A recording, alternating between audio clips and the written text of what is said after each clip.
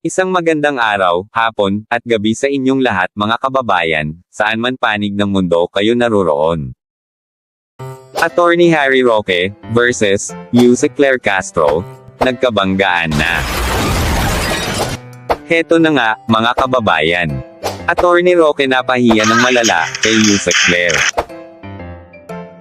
Atin munang panoorin ang banat ni Roque kay Yusek Claire sa kanyang channel.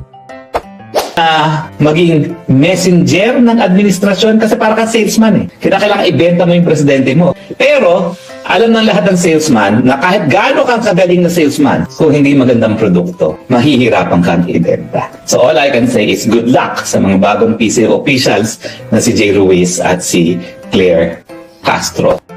At Yusek Claire, agad rumesbak sa pahayag ni Attorney Harry Roque. Ma'am, good morning po. Ma'am, may we just get your quick reaction sa recent pronouncement ni former spokesman Harry Roque na kahit gaano ka kagaling na salesman, kung hindi maganda ang produkto, mahihirapan kang ibenta. Good luck daw po sa inyo ni Secretary Jay Ruiz.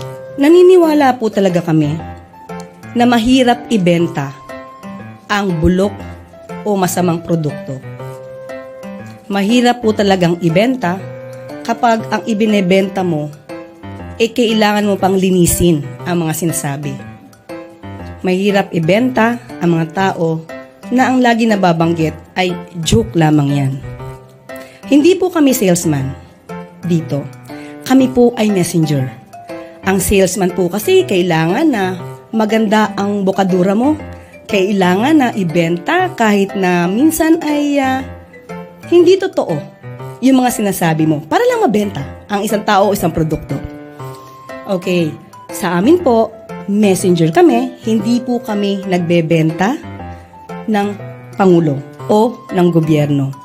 Pinapakita lamang po namin at inilalahad namin kung ano ang maaaring makuha ng taong bayan sa ating gobyerno, kung anong pwedeng itulong ng ating gobyerno sa taong bayan. So hindi po kami salesman, kami po ay messenger.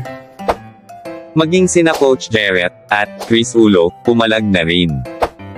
Tapos, unboxing. Pinakitaan ko naman kayo ng mga halimbawa ng mga pinagagawa ni Attorney Roque.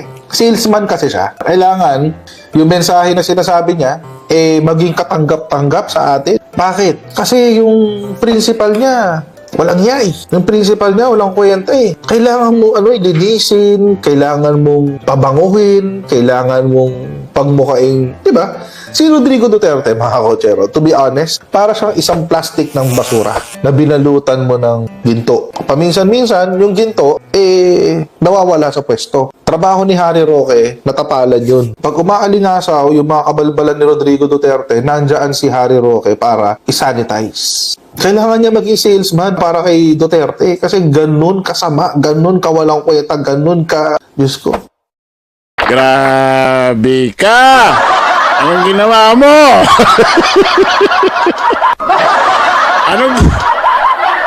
Anong ginawa mo, Harry Roque? Hanggang dito na lang muna, mga kaibigan, hanggang sa muli.